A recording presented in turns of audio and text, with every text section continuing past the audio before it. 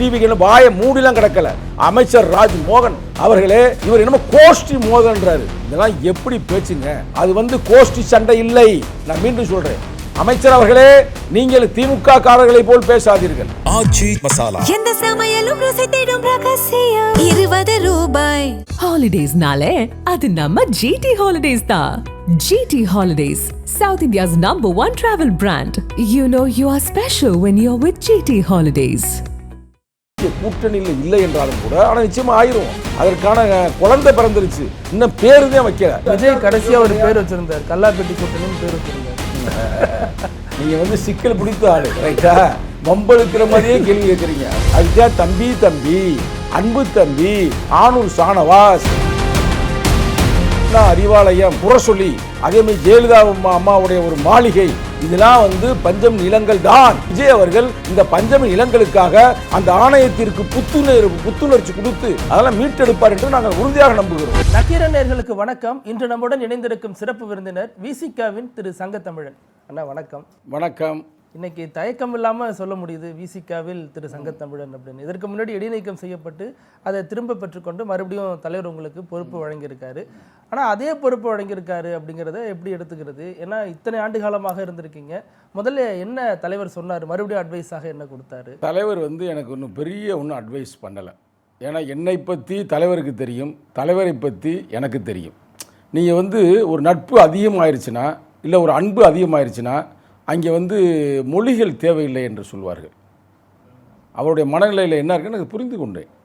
நம்ம அந்த தடிமமான வார்த்தைகள் அது அவரை பாதித்து இருக்கிறது ஒரு தலைவர் என்ற முறையில். அதை நான் திருத்தி கொண்டு விட்டேன். இப்போ அந்த வேலை முடிந்து போய்விட்டது. இப்போ நீங்கள் இந்த பொறுப்பு கேட்டீங்க பார்த்தீங்களா, ஏறக்குறைய 10 ஆண்டுகளாக 2016 ஏறக்குறைய 11 ஆண்டுகளாக நான் ஒரே பொறுப்பில் இருக்கிறேன். இளைஞர் அணியில் இளஞ்சிறுத்தைகள் எழுச்சி பாசறை. இப்போ நான் அந்த கோரிக்கை மட்டும் வைத்திருக்கிறேன். அண்ணன் வயசு எபோ 55 ஆயிடுச்சு. அவர் நம்பலை, சும்மா சொல்லாதப்பா அப்படின்னாரு.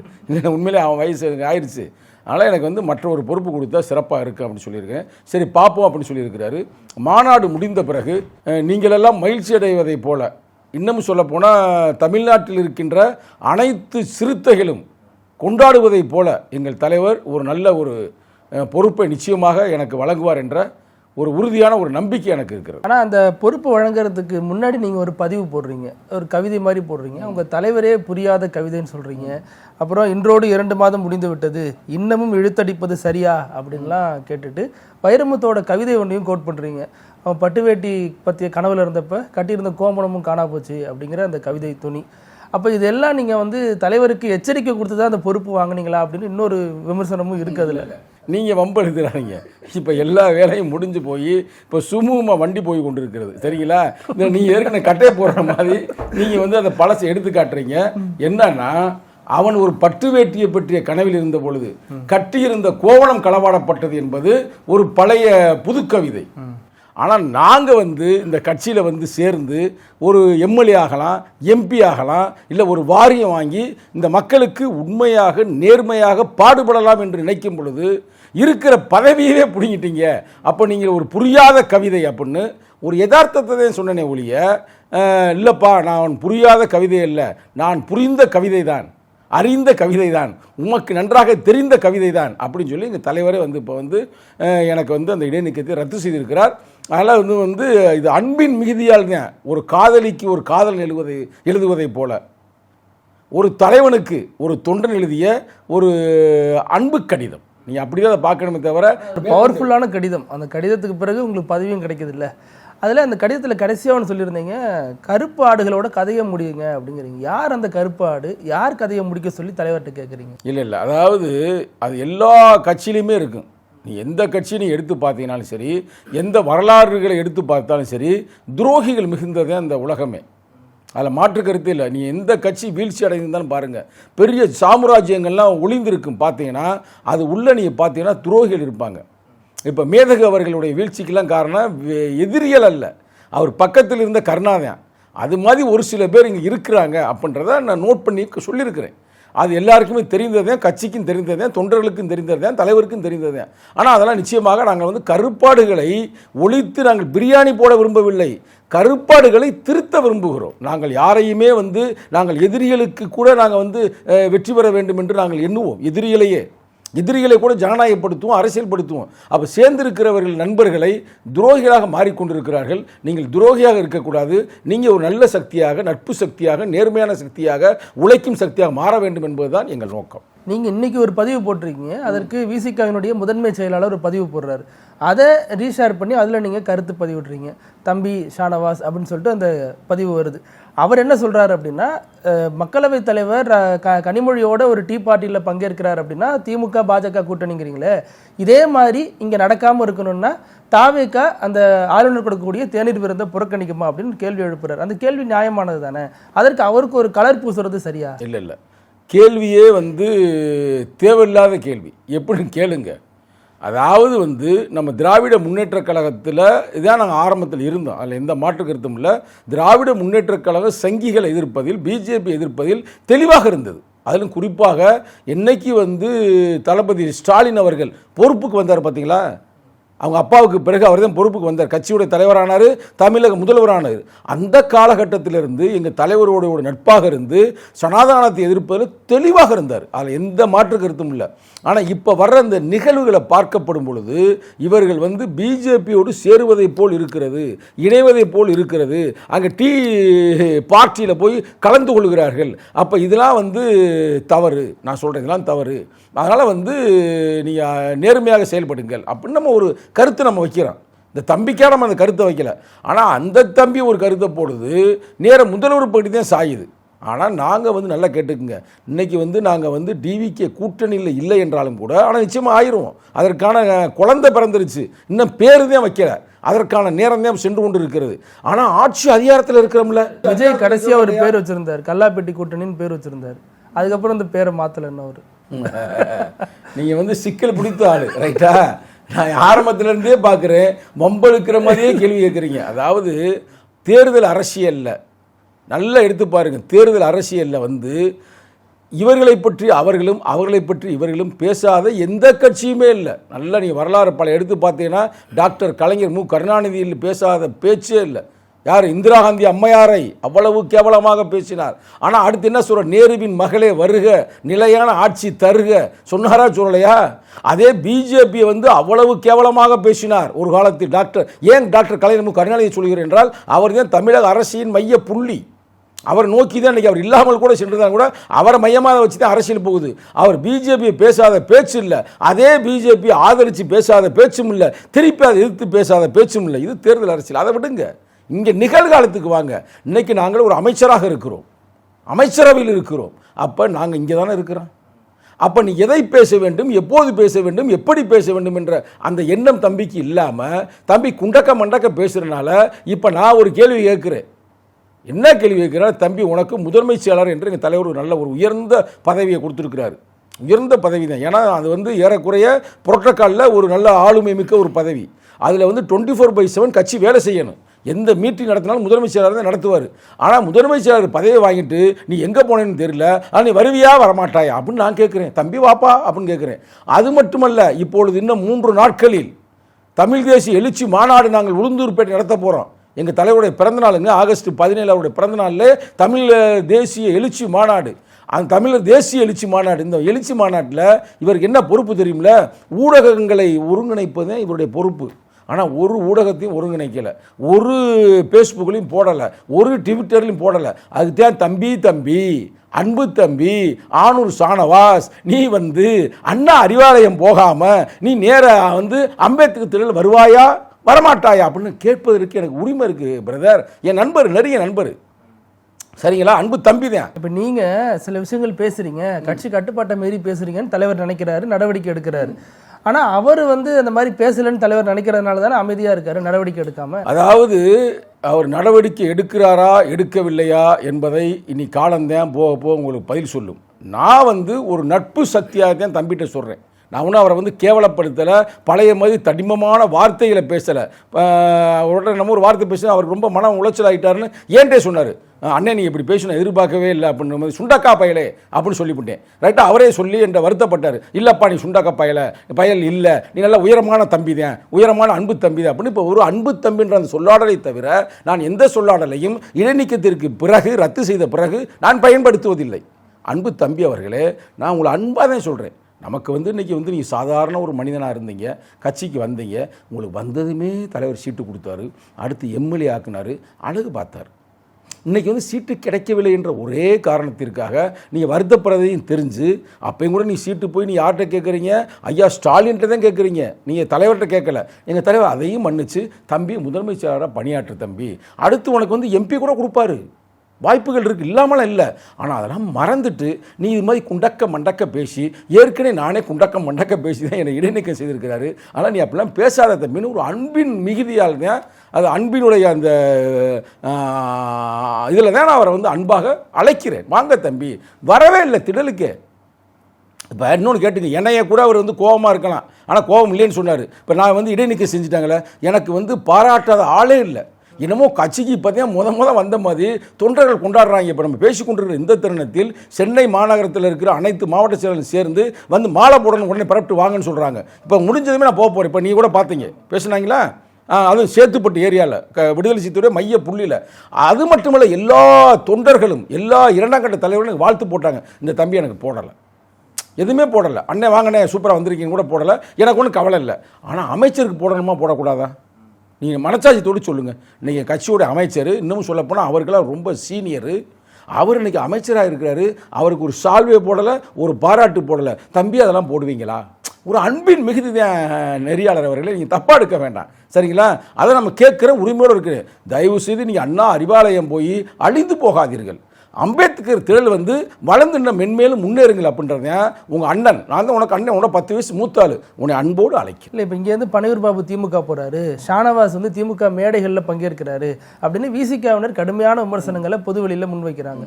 அப்போ அது கடந்த காலங்களில் விசிகாவும் தன்னை அது மாதிரி திரும்பி பார்க்கணும்ல. இப்போ காட்டுமன்னார் கோவில் எம்எல்ஏவாக இருக்கிறவர் யார்? அவர் எப்படி திடீர்னு கட்சிக்கு வந்தார்? அவர் காங்கிரஸ்லேருந்து வரும்பொழுது பர்மிஷன் ஆகிட்டு வந்தாரா? அவருக்கு மட்டும் நம்ம எப்படி சீட்டு கொடுத்தோம் அப்படின்னு பல கேள்விகள் இருக்குல்ல. அவருடைய வரலாறே வேறு. அவர் யாரு? இளைய பெருமாள் என்ற ஒரு மாபெரும் ஒரு போராளி, பெரியவருடைய மகன். பெரியவர், கரெக்டாக சொன்னீங்க வார்த்தை, என்ன விட நீங்கள் தான் அதான் தெளிவாக பேசுகிறீங்க. பெரியவருடைய மகன். அவர் வந்து இன்னமும் தலித்தில் என்ன எஸ்சி எஸ்டி வன்கொடுமையில் போடுறதா இருந்தாலும் சரி, நம்ம இடஒதுக்கீடாக இருந்தாலும் சரி, பலது இந்த சப்ளான் வந்திருக்கு பார்த்தீங்களா, சப்ளான் உட்கூறு ஆதி திராவிட மக்களுக்கு பழங்குடிக்கு, அதுக்கு அவருடைய பங்கு இருக்குது. இந்திராந்தி அம்மாட்ட 1974 இவர் தான் அதிகமான நெருக்கடிகளை கொடுத்து கொண்டு வர சொன்னார். அந்த காலத்தில் ஒரு ரொம்ப இளைஞராக இருந்தார், அப்பே இதற்காக முயற்சி எடுத்திருக்கிறார். அப்போ எங்கள் தலைவர் வந்து நமக்கெல்லாம் ஒரு முன்னோடி அப்படின்னு அவங்க பையனுக்கு கொடுத்துருக்கிறாரு. இன்றைக்கி அவர் சட்டமன்றத்தில் பேசின பேச்சு எங்களுக்கெல்லாம் ரொம்ப மனசே உடஞ்சி போயிடுச்சு. கார் கேட்டார், கார் மட்டும் கேட்கலைங்க, அவர் யதார்த்தத்தை பேசுகிறார். நாங்கள் வந்து இவ்வளவுக்கு நேர்மையாக இருக்கிறோம், லஞ்சம் ஊழல் யாரும் வாங்காத அளவுக்கு இருக்கிறோம், அதனால் நீங்கள் எம்எல்ஏக்கெல்லாம் நீங்கள் ஹெல்ப் பண்ணுங்க அப்படின்ற அளவுக்கு அவர் கேட்குறாரு. அப்போ அவ்வளவுக்கு கேட்குறாருன்னா அவர் சரியான ஆளத்தை எங்கள் செலக்ட் பண்ணியிருக்காரு எங்கள் தலைவர். அதனால் நீங்கள் அவரை அதை பேச்சு பொருளுக்கு கொண்டு வர வேண்டாம்.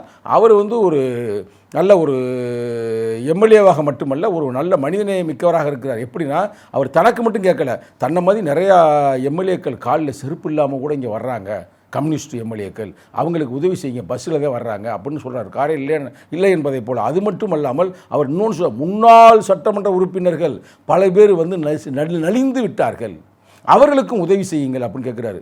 அதை வந்து யார் ஏற்றுக்கொள்கிறார்? சபாநாயகரை ஏற்றுக்கொள்கிறார். மற்றவங்களாம் கிள்ளி கொடுப்பார்கள், எங்கள் முதல்வர் அள்ளி கொடுப்பார் அப்படின்னு முதல்வருக்கே வந்து அந்த இதை பரிந்துரை செய்கிறார். அப்போ எவ்வளோ சிறப்பாக செய்திருக்கிறார். அதில் என்ன கேள்வி வருதுன்னா, விசிகாவிலிருந்து ஒருத்தர் திமுக போகிறது தவறு அப்படின்னா, காங்கிரஸ்லேருந்து ஒருத்தர் விசிகா வர்றது மட்டும் சரியா? பிரதர், நாங்கள் வந்து போகிறது தவறுன்னு யாருமே சொல்லலை தம்பி. திமுக உடன் பிறப்புகளே கூப்பிட்டுக்குங்க, யார் யார் வேணுமோ கூப்பிட்டுக்கிறீங்க. விடுதலை சிறுத்தைகளை பொறுத்த தலைவரே அந்த கவலையை, அதெல்லாம் வந்து கவலையில் எங்கள் தலைவருக்கு ஒரு இது கூட இருக்காது. அதெல்லாம் நீங்கள் கவலைப்படாதீங்க. தலைவன் தொண்டன் அவ்வளோதான். மற்றவங்களாம் வருவாங்க போவாங்க. 1000 சங்கத்தமிழ் வருவார்கள் போவார்கள், 1000 ஆணூர் சாணவாசர்கள் வரலாம் போகலாம். அதேமாதிரி அவர் பேர்னா பனையூர் பாபு அப்படியே போயிடலாம், திருப்பி கூட வரலாம். திருப்பி இப்போ நான் பேசினா வந்துடுவார் திரும்பி. உங்களுக்கு நாளைக்கே ஒரு ஃபோன் பண்ணி அதெல்லாம் நமக்கு தப்பு பிரதர், நம்ம வரலாறு என்ன அது என்ன, அங்கே போயிட்டு திமுகவில் போய்கிட்டு நீங்கள் இருக்கிறீங்களே நல்லா இருக்குதா அப்படின்னா வந்துடுவாப்புல. ஆனால் விடுதலை சிறுத்தைகள் தாய் சிறுத்தைகள்கிட்ட அப்போ எப்போ சில பேர் வந்து கோவப்பட்டுக்கலாம். பால் குடிக்கிறது கன்று வந்து முட்டி முட்டி பாலை குடிக்கும் பார்த்துருக்கலாம் கிராமங்களில். அது மாதிரி தாய் சிறுத்தைகிட்ட சண்டைகள் வரலாம், கோபப்படலாம், அடுத்து சேர்ந்து கொள்ளலாம். அதெல்லாம் ஒரு பொருட்டாகவே எடுக்காதீங்க. இப்போ கூட ஏன் நான் அந்த தம்பி அன்பாக கூப்பிட்றேன், தம்பிக்கு ஏதோ தெரியாமல் கொள்ளாமல் எவனாவது மண்டையை கழுவி இது மாதிரி செஞ்சுருப்பாங்க. ஆனால் அன்பு தம்பி ஆணூர் சாணவா பாஸ் ஒரு 10 நிமிஷம் திருக்குறானை திறந்து வச்சு அப்படியே படிச்சுட்டு நமக்கும் தலைவருக்கும் என்ன நெருக்கம், நமக்கும் இந்த ஒடுக்கப்பட்ட மக்களுக்கும் என்ன நெருக்கம் அப்படி சிந்திச்சாருன்னா அடுத்த நாளே வந்து அண்ணா அறிவாலயம் போக மாட்டார். நேராக வந்து எங்கே வருவார்? அம்பேத்கர் திடல் வருவார். உறுதியாக சொல்லுகிறேன், நேர்மையாக சொல்லுகிறேன். இன்னொன்று, அமைச்சர் வன்னியரசு சட்டமன்றத்தில் பேசினதை திமுகவினர் கடுமையாக எதிர்த்தாங்க. ஏன்னா பஞ்சமி நிலம் அந்த திமுக அலுவலகத்தோட தொடர்பில் இருக்கிறது. கடந்த காலத்தில் இப்படிலாம் இருந்துச்சு, என்ன எதுன்னு தெரியாமல் பாஜக அதை வாபஸ் வாங்கிட்டாங்க அப்படின்னு ஒரு விமர்சனத்தை வச்சிருந்தாரு. இதை ஏன் இப்போ வைக்கணும் அப்படிங்கிற ஒரு கேள்விகளும் திமுக. நான் திருப்பி சொல்கிறேன், எங்களுடைய அமைச்சர் அவர்கள் பஞ்சமி நிலங்களை பற்றி மட்டும் பேசவில்லை, அவர் ஆணவ படுகொலை தடுப்பு சட்டத்தை பற்றியும் பேசியிருக்கிறார். பஞ்சமி நிலம் வந்து இன்னைக்கு வந்து நீங்கள் பரவலாக வந்து நக்கீர நேர்மையானது, நேர்மையாக போய் நீ மைக்கை பிடிச்சிட்டு கேளுங்க. இன்னமே வந்து என்ன சொல்கிறாங்க, அண்ணா அறிவாலயம், அதே மாதிரி அங்கிட்டு இருக்கிற வந்து அது என்ன முரசொலி, அதே மாதிரி ஜெயலலிதா அம்மாவுடைய ஒரு மாளிகை, இதெல்லாம் வந்து பஞ்சம் நிலங்கள் தான் அப்படின்றதுக்கான பல தரவுகள் இருக்கிறது. ஆனால் இவர்கள் ஆளுங்கட்சியாக இருப்பதால் அந்த தரவுகளை எல்லாம் முடித்து விட்டார்கள் அப்படின்ற ஒரு செய்தி இருக்கிறது. அதைத்தான் வந்து எங்களுடைய அமைச்சர் பதிவு செய்கிறார். மாண்புமிகு அமைச்சர் வன்னியரசு என்ன சொல்கிறார் என்றால், பிஜேபி இது மாதிரி வழக்கு போட்டுச்சு, ஆனால் இன்னைக்கு வழக்கை சொல்லாமல் கொள்ளாமல் வாபஸ் வாங்கிருச்சு, அமைதி ஆயிருச்சு, அதெல்லாம் கண்டுபிடிங்கன்னு அவர் சொல்லலை, அப்படிலாம் இருந்துச்சுன்னு சொல்றாரு. ஆனால் நீங்க பேசுறத பார்த்தா உண்மையிலே விஜய் அவர்கள் இந்த பஞ்சமி நிலங்களுக்காக இவர் தனியாக அந்த ஆணையம் டாக்டர் கலைஞர் மு கருணாநிதி போட்டார் பார்த்தீங்களா, அந்த ஆணையத்திற்கு புத்துணர்ச்சி கொடுத்து அதை வந்து இயக்கி எங்கெல்லாம் பஞ்சமி நிலங்கள் இருக்கிற 12 லட்சம் ஏக்கர் கொஞ்சம் நஞ்சம் அல்ல, அதெல்லாம் மீட்டெடுப்பார் என்று நாங்கள் உறுதியாக நம்புகிறோம். இப்போ பன்ருட்டியில் 1000 கோடி ரூபாய்க்கு பஞ்சமி நிலத்தை வித்திருக்காங்க, பிளாட் போட்டு வித்திருக்காங்கன்னு தாவக தலைவர் வேல்முருகன் சொல்றாரு. அது குறித்து அமைச்சர் வன்னியரசுக்கோ அல்லது விஜய்க்கோ ஏதாவது ஒரு கவலை இருக்கா? உறுதியாக உங்களுடைய கருத்தை நான் ஏற்றுக்கொள்கிறேன். அண்ணன் வேல்முருகன் அவர்கள் உண்மையிலே இந்த நிறத்தில் நக்கீரன் சார்பாக அண்ணன் வேல்முருகன் அவர்களுக்கு நான் நன்றியை தெரிவித்துக் கொள்கிறேன். அவர் ஒன்றும் தலித் இல்லை, அவர் ஒரு காலத்தில் சாதி புத்தியோட எங்களுக்கு அவருக்கு தான் ஃபைட்டே, ரைட்டா? இன்னைக்கு அதெல்லாம் ஒரு மாதிரி ஒரு ஜனநாயக சக்தியாக நீ வந்துட்டு அவரும் பஞ்சம் நிலங்களை மீட்கிறாராம், 1000 ஏக்கர். உண்மையிலே அண்ணனை நான் பாராட்டுறேன். அண்ணன் அதற்கான வேலைகளை நாங்கள் செய்து கொண்டிருக்கிறோம், தலைவர்கிட்ட இந்த விஷயங்களை கொண்டு போயிருக்கிறோம். நிச்சயமாக நாங்கள் வந்து சட்டமன்றத்தில் பேசுவோம். அந்த இடத்துல யார் குற்றவாளியாக இருந்தாலும் சரி, எவராக இருந்தாலும் சரி, நிச்சயமாக அதை நாங்கள் அமைச்சர்களுக்கே தொடர்பு இருக்குன்னு நிச்சயமாக யாராக இருந்தாலும் சரி முதல்வர் விஜய் அவர்கள் நடவடிக்கை எடுப்பார். விஜய் வந்து அன்னைக்கு சொல்லிட்டார்ல, யார் ஊழல் செய்தாலும் சரி, எந்த அமைச்சராக இருந்தாலும் சரி, நான் வந்து நடவடிக்கை எடுப்பேன் இருக்காரு. நிச்சயமாக நாங்கள் கொண்டு போவோம். இன்னொரு கேள்வி எழுப்புறாங்க. அதாவது இப்போ நீங்கள் உட்பட பலரும் தொடர்ந்து திமுக அரசு நோக்கி எழுப்பின கேள்வி என்ன, சமரசம் இல்லாமல் நீங்கள் கடந்த ஆட்சியில் இந்த கேள்வி எழுப்புனீங்க. வேங்க வயலுக்கு முதல்வர் போனாரா அப்படிங்கிற கேள்வி எழுப்புனீங்க. இன்னைக்கு கோயம்புத்தூருக்கு முதல்வர் ஏன் போகலன்னு கேள்வி எழுப்புறாங்க. திண்டுக்கல் அந்த அரசு பள்ளியில் குடிநீர் தொட்டியில் மலம் கலந்தாங்க, அந்த இடத்துக்குலாம் ஏன் முதல்வர் போகலன்னு கேள்வி எழுப்புறாங்க. அதை பற்றிலாம் நீங்கள் ஏன் பேச முடியல? நீங்கள் பேசுனதுமே அந்த திண்டுக்கல் மேட்டர் நாங்கள் பேசினோம். அது வந்து தலித் பிரச்சனை இல்லை, தலித் பிரச்சனை இல்லை, அரசு பள்ளி அதை வந்து நாங்கள் சொல்லிட்டோம். ஆனால் இப்போ நீ அடுத்து ஒன்று சொன்னீங்க பார்த்தீங்கன்னா, கோயம்புத்தூர் அந்த தம்பி அகிலன், அவன் ஒரு தலித் சமூகத்தை சார்ந்த தம்பி. இவங்க என்ன சொல்றாங்க, ஆளுங்கட்சி, நான் அதுக்காக டிவிக்கு என்ன வாயை மூடிலாம் கிடக்கல. அமைச்சர் ராஜ் மோகன் அவர்களே, நாங்கள் உங்கள் மேலே நல்ல மரியாதை வச்சுருந்தோம். இவர் என்னமோ கோஷ்டி மோதன்றாரு. இதெல்லாம் எப்படி பேச்சுங்க? ஆட்சிக்கு வந்தால் ஒரு பேச்சு, போராட்ட களத்தில் இருந்தால் ஒரு பேச்சு, அப்படிலாம் பேசக்கூடாது. இந்த மாணவன் ஒரு தலித் சமூகத்தை சார்ந்த மாணவன், ரைட்டா? அந்த மாணவனை 20-30 பேர் சேர்ந்து அடிச்சே கொண்டிருக்கிறாங்க. அடிச்சே கொண்டதை வந்து நாங்கள் வந்து இப்போ எங்கள் கட்சிக்காரர் தொண்டர்கள்லாம் போய் பார்த்துருக்குறாங்க. நிச்சயமாக நாங்கள் நேரடியாக செல்வோம். நாங்கள் அந்த மாநாடு இருப்பதால், இன்னும் 3 நாட்களில் மாநாடு இருப்பதால் மாநாட்டு வேலையாக இருக்கிறோம். நிச்சயமாக அந்த தாய்க்கு, அந்த தகப்பனுக்கு நாங்கள் நீதியை வாங்கி கொடுப்போம். அது வந்து கோஷ்டி சண்டை இல்லை. நான் மீண்டும் சொல்கிறேன், அமைச்சர் அவர்களே, நீங்கள் திமுக காரர்களை போல் பேசாதீர்கள். நான் யாராவது கேட்பேன் பிரதர். அது உண்மையிலே வந்து அந்த பிரச்சனை வந்து பல பேர் சேர்ந்து அந்த பையனை அடிச்சே கொண்டிருக்கிறாங்க. இதுதான் உண்மை. அப்பா அம்மாவும் கண்ணீர் மல்க அதை அதுக்கு வந்து நீங்கள் நடவடிக்கை எடுக்கணும். முதல்வர்களே, நீங்கள் தாய் உள்ளத்தோடு நடவடிக்கை எடுங்க. அப்புறம் வேங்கவேல் பிரச்சனை சொன்னீங்க. ஆனால் முதல்வருக்கு கீழே இருக்கிற போலீஸார் தானே அதில் வேறு மாதிரி ஸ்டேட்மெண்ட் சொல்கிறாங்க. அதெல்லாம் கொடுக்கக்கூடாது. போலீஸுக்கு புத்தி மாறணும். ஆட்சி மாறிடுச்சு. போலீஸ் அதிகாரிகளே இன்னும் மாறாமல் நீங்கள் இருக்காதீங்க. இன்னைக்கு வந்து நீங்கள் மக்களின் பக்கம் என்று பேசுங்க, மந்திரிகள் பக்கம் என்று பேசாதீர்கள். மக்களின் பக்கம் என்று பேசுங்க, உண்மையை கண்டுபிடிங்க. அந்த தம்பி மேலே தவறு இருந்துச்சுன்னு செத்து போனார், ஒன்றுமே பண்ண முடியாது. உண்மையை கண்டுபிடிச்சு சொல்லி, எங்களுக்கு கிடைத்த செய்தி வந்து அவர் அடித்து கொலை செய்யப்பட்டிருக்கிறார். அது சாதி புத்தியோடு நடந்திருக்கிறது என்று செய்தி கிடைத்திருக்கிறதுக்கு இதுக்கு முக்கியமான காரணம் அந்த கல்லூரி என்று சொல்கிறார்கள். அந்த கல்லூரி தான் இது மாதிரி விஷயங்கள் நீ வெளியில் பரப்பிடாத, அதிகமான போதைகள் இருக்குன்ற சொல்லிவிடாதுன்னு தான் அடிச்சே கொண்டிருக்கிறாங்க. இது எல்லா கல்லூரியும் நடக்குதுங்க. நான் ஏற்கனவே ப்ரொஃபஸராக இருந்தேன், எனக்கு தெரியாதா? கல்லூரி நிர்வாகமே ஒரு ரவுடி கும்பலை எப்பயுமே வச்சுக்கிட்டு இது மாதிரி நேர்மையான மாணவர்களை எல்லாம் தட்டி கேட்பார்கள். இப்போ கொண்டே விட்டாங்க. இது ரொம்ப மோசமாக இருக்குது. அடுத்து வேங்கவேலை பற்றி நீ சொன்னீங்க. வேங்கவேலுக்கு நல்ல செய்தி வர காத்திருக்கிறது. அந்த தம்பி முரளிராஜாவை நாங்கள் நேரடியாக அமைச்சர் ஆதவ் அர்ஜுனாவிடம் அழைத்து சென்றோம், பேசியிருக்கிறோம். நிச்சயமாக அது ஒரு தீர்வு கிடைக்கும். இதில் தமிழ் தேசிய எழுச்சி மாநாடு இப்போ விசிகா சார்பாக நடைபெற போகிறது. அந்த மாநாட்டில் கேள்வி எழுதி ஏன் இப்போ தமிழ் தேசிய எழுச்சி மாநாடுங்கிற பேரில் பண்ணுறாங்க? இதற்கு முன்னாடி வெல்லும் சனநாயக மாநாடு, சனாதன ஒழிப்பு மாநாடு, மது ஒழிப்பு மாநாடுன்னு ஏகப்பட்ட மாநாடுகள் நடத்திட்டாங்க. இன்னும் சொல்ல போனால் மதச்சார்பின்மை மாநாடுலாம் நடத்திருக்காங்க. ஆனால் இப்போ ஏன் அந்த பக்கம் பாஜக எதிர்ப்பக்கம் போகாமல் தமிழ் தேசிய எழுச்சி அப்படிங்கிறத நோக்கி நகர்றாங்கன்னு ஒரு கேள்வி இருக்கு. அனைத்து போராட்டங்களும் அனைத்து பிரச்சனைகளுக்குமான தீர்வுகள் மக்கள் பிரச்சனையிலிருந்தே வருது. இப்போ மக்கள் பிரச்சனை என்னன்னா, தமிழ் தேசியம் மறந்து போயிட்டாங்க. தாயகம் தேசியம் தன்னாட்சி வெல்வோம், அதுவே தமிழர் இறையாண்மை உலகுக்கு சொல்லுன்றதை மறந்து போயிட்டாங்க. அதனால் தமிழ் தேசியத்தை வென்றெடுக்க வேண்டும். அது மட்டும் அல்லாமல் நிகழ்காலத்தில் சாதிய கொடுமைகள் ரொம்ப நடக்குது. இப்போ கூட அந்த ஒரு மாணவன் அடித்து கொண்டார்களே, சாதி புத்தி தான். வேங்கவையில் வந்து தண்ணியில் மலத்தை கலந்தாங்களே, சாதி புத்தி தான். நல்லா ஒருத்தன் படித்தான வாயில் வெட்டினாலே சாதி புத்தி தான். அதனால தான் தமிழ் தேசியத்தை கொண்டு வர்ற மேதகு காலத்தில் தமிழ் தேசியத்தில் சாதி இல்லை. எங்கே சாதி இல்லையோ அதுதான் உண்மையான தமிழ் தேசியம். அதனால் சாதியத்தை வேறெடுப்போம், தமிழ் தேசியத்தை வென்றெடுப்போம் அப்படின்னு வர்ற 17ஆம் தேதி உளுந்தூர்பேட்டையில் ஒரு சிறப்பான ஒரு மாநாடு இருக்கிறது. அந்த மாநாட்டுக்கு நக்கீரன் குழுவினர்களையும் உங்களையும் அன்போடு அழைக்கிறோம். அது மட்டுமல்ல, நக்கீரன் தொலைக்காட்சி மூலமாக அனைத்து தொண்டர்களையும் வருக வருக என்று நான் அன்போடு அழைக்க கடமைப்பட்டிருக்கிறேன். நிச்சயம் மாநாடு வெல்லட்டும். அதில் தலைவர் உரைங்கிறது வழக்கம் போல முக்கியத்துவம் வாய்ந்த ஒன்றா தான் இருக்கும். அதையும் பொறுத்திருந்து பார்க்கலாம். உங்கள் நேரத்துக்கு ரொம்ப நன்றிண்ணா. நன்றி, வணக்கம். நக்கீரன் டிவிக்கு சப்ஸ்கிரைப் செய்யுங்கள். உங்கள் ஆதரவே எங்கள் பலம். ஆசிரியர்களுக்கு நண்பனாகவும் மாணவர்களுக்கு ஆசானாகவும் திகழும் தேர்வு வழிகாட்டி. ஒவ்வொரு பாடத்திற்கும் அனுபவமிக்க ஆசிரியர்களின் துல்லியமான தெளிவான விடைகள். CNC இருக்கு, தேர்வு பயம் எதற்கு? இது தீரன் பப்ளிஷிங் ஹவுஸ் விற்பனை வெளியீடு.